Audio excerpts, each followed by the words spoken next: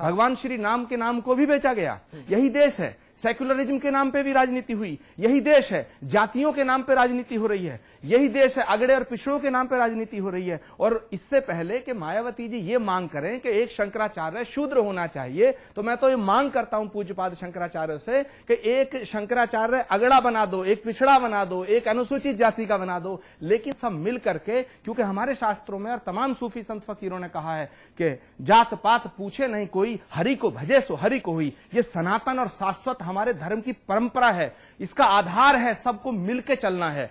तो आज हम इस बात के लिए तमाम राजनेताओं को जो मौका दे रहे हैं, मैं पूज्यपाद शंकराचार्यों से सभी से मैं निवेदन करना चाहता हूं कि वो बैठें, बंद कमरे में बैठें और चर्चा करें। चर्चा करके इस धर्म के हित में, इस राष्ट्र के हित में कोई निर्णय करें, ताकि कोई राजनीतिक पार्टी का नेता हमारे इस धर्म के तमाम धर्माचार्यों के सम्मान से, गरिमा से और उनकी मर्यादा से खेलने की जरूरत न कर सके। शिव प्रताप यादव जी, सुन रहे हैं आप सारी बातें, कुछ कहना चाहेंगे आपकी तरफ से? अब तो कोई कदम उठाना चाहिए। एक बार फिर से हमें नसीहत ना दे दीजिएगा कि आप शांत हो जाएं।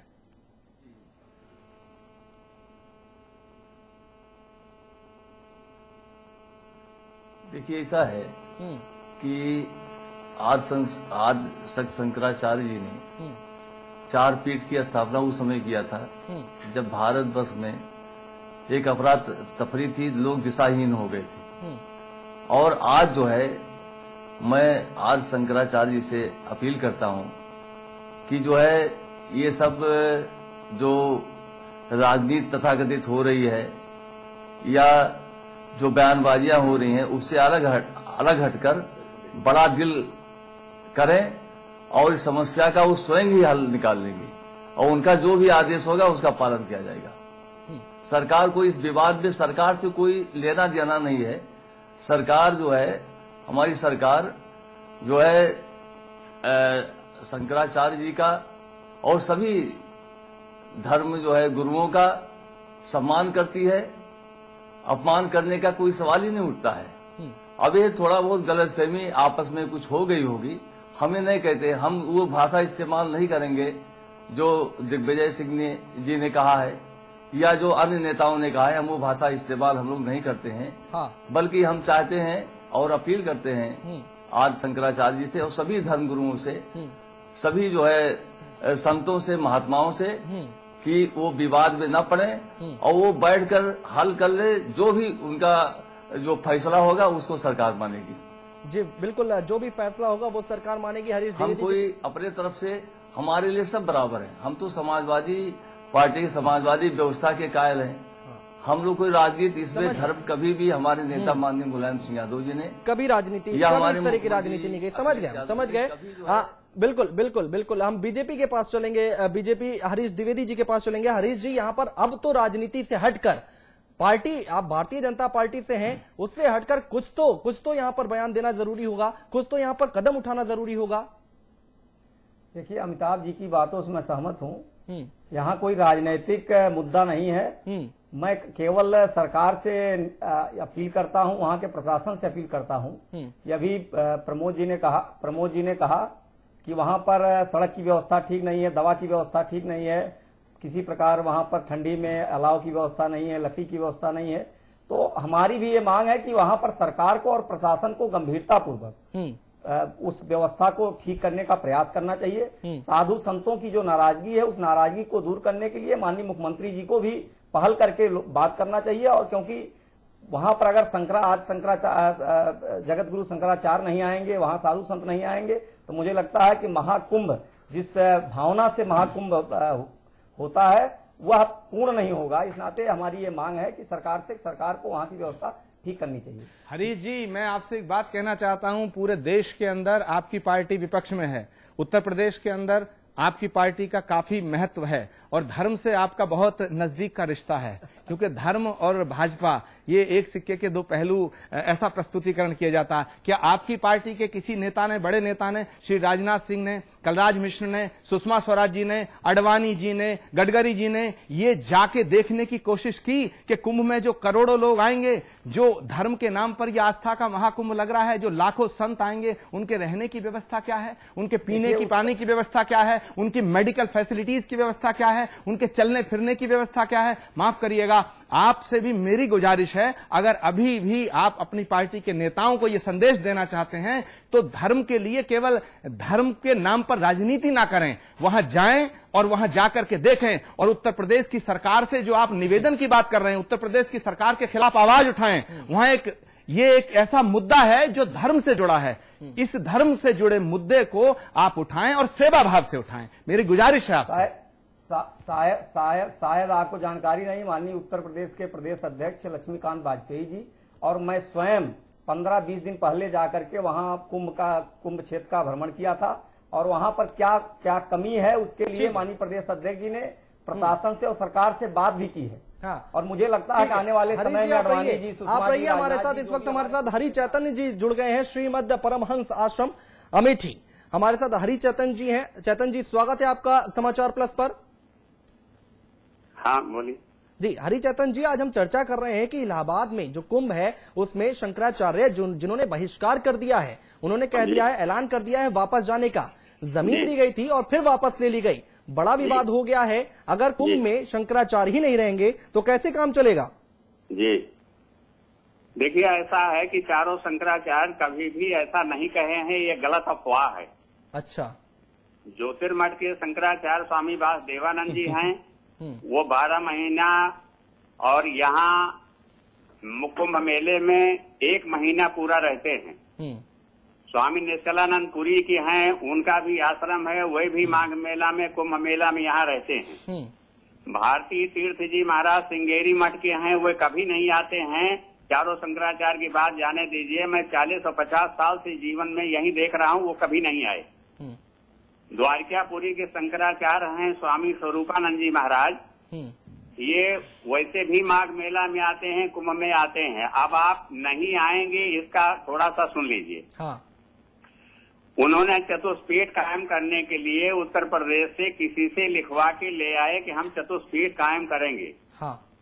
डीएम साहब ने अपने किसी भी कर्मचारी को बता दिया कि जाओ चिट्ठी आई है, देख लो, कहाँ जहाँ हो उनको जमीन बता दो। चिट्ठी आई है। वो जा करके उनको जा बताए, कहे ये जमीन है, आप देख लीजिए।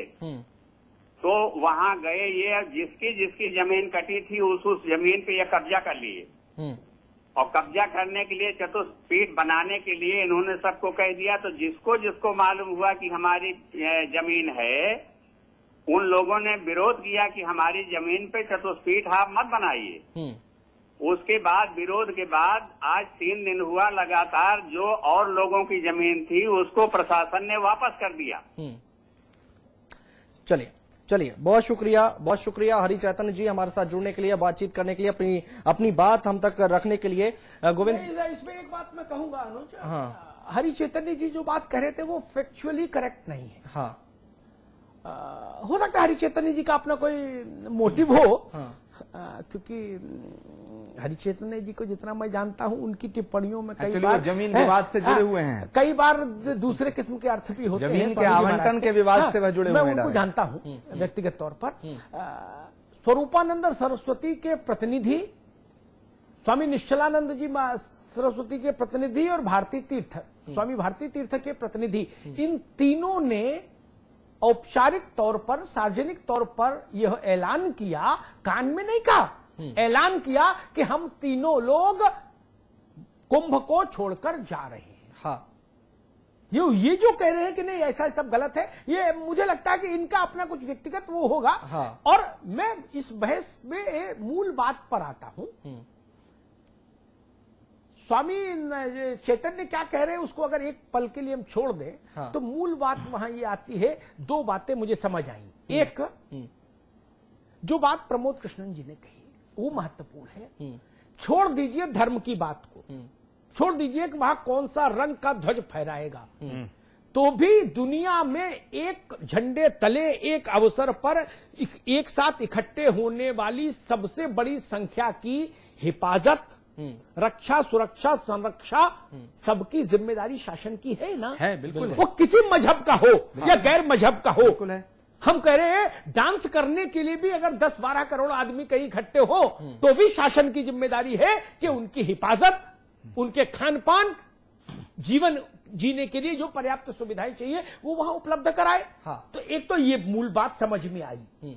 और दूसरी मूल बात ये समझ में आई कि अगर किसी दूसरे मजहब की धार्मिक वरीयता के साथ छेड़छाड़ करने का साहस कभी हिंदुस्तान की किसी हुकूमत ने नहीं दिखाया, तो यह साहस केवल हिंदू संत परंपरा की वरीयता के सामने क्यों दिखाया जा रहा है?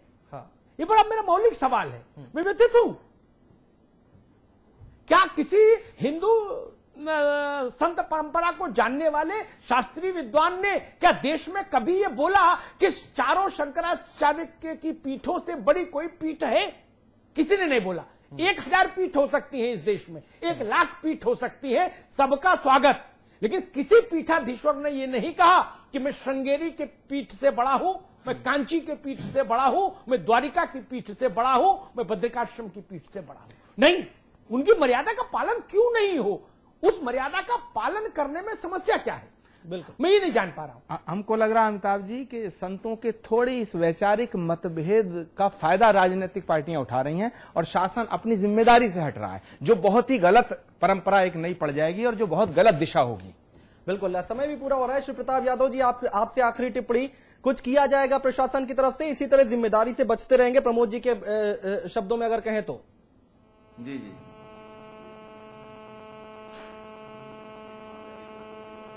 नहीं, जिम्मेदारी से बिल्कुल नहीं बचा जाएगा। मेरी शंकराचार्य जी से अपील है कि वे, चूंकि वो सर्वमान्य जो है हमारे हिंदू धर्म के सर्वश्रेष्ठ है, श्रेष्ठ है, वो सभी संतों को बैठाकर और जो फैसला कर लें, जो निर्देश देंगे उसका पालन सरकार करेगी। हाँ। जहां तक सुविधाओं का सवाल है उसकी चिंता मत करें, समय पर सब हो जाएगा। जो भी वहां पर इंफ्रास्ट्रक्चर है सब डेवलप किया जाएगा, सारी सुविधाएं दी जाएगी, उसमें कोई कमी नहीं होगी। इसमें मैं आप साफ तौर पे कहना चाहता हूं, इसके प्रति जो है सरकार हमारी संवेदनशील है। और मैं जो आपने कहा कि अगर दूसरे धार्मिक के जो है हेड को अगर कोई कहता तो क्या कोई सुनता, तो मैं कह रहा हूं, मेरा ये कहना है कि ऐसी बात नहीं है। कम से कम अब देखिए, यही विवाद एक मामूली जमीन को लेकर ऐसा विवाद नहीं होना चाहिए था। एक बड़ा दिल करके इसको सॉल्व कर लेना चाहिए था। इससे सरकार का कोई लेना देना नहीं। शिव प्रताप जी, मेरे मित्र, यह विवाद जमीन के टुकड़े का नहीं है। आपको अंदाज नहीं, पता नहीं आपने चारों मठ देखे कि नहीं देखे। मैंने देखे 5 मठ, कांची समेत। श्रृंगेरी के वैभव को आप आंखों में समाएगा नहीं, श्रृंगेरी पीठ का वैभव। कांची चले जाइए, प्रमोद कृष्णन जी गए होंगे तो वहां का वैभव देखिए, हम तो ये इतना वैभव। इसलिए जमीन का प्रश्न नहीं, जमीन के टुकड़े का प्रश्न नहीं। और वहां जमीन किसकी स्थायी है? वो तो गंगा मां की जमीन है। वहां तो 40 दिन बाद सब खाली, फिर सरकार का। गोविंद पंत राजू हमारे साथ हैं। गोविंद जी, तो जमीनें तो गोविंद जी, शिव प्रताप जी कह रहे हैं कि चिंता मत करिए, सब दुरुस्त कर देंगे टाइम से पहले। लेकिन टाइम तो आ गया, 14 को तो पहला स्नान है। इलाहाबाद ग्राउंड जीरो की रिपोर्ट क्या कह रही है गोविंद जी?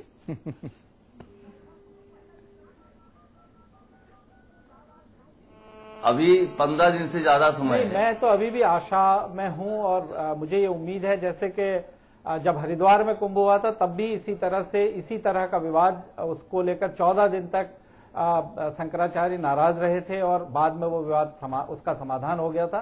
तो मैं तो आशान्वित हूं कि इस बार भी विवाद का समाधान हो जाएगा और कम से कम हरिद्वार के कुंभ को लेकर उत्तराखंड में निशंक की सरकार को जिस तरह से अपने हाथ जलाने पड़े थे, उत्तर प्रदेश में समाजवादी पार्टी की सरकार उससे सबक लेते हुए जरूर ऐसी पहल करेगी कि तमाम विवादों का शीघ्र समाधान हो जाए और लोगों को और शंकराचार्यों को उनकी भावनाओं के अनुरूप स्थान मिल सके। लेकिन राजू जी, आज ही हमारे श्री महंत नारायण गिरी जी हैं जो जूना अखाड़ा से जुड़े हुए हैं, उनसे मेरी आज ही बात हुई। आज ही वो प्रयाग से आए हैं। वो कह रहे हैं कि कोई सुविधा वहां अभी तक नहीं है। अभी यादव जी हमें विश्वास दिला रहे हैं, भगवान की कृपा से इनकी सरकार को सद्बुद्धि आए और इन लोगों को थोड़ी सी गति उसमें दीजिएगा। ये प्रशासनिक मामला नहीं है, ये विचारों का और भावनाओं का मामला है।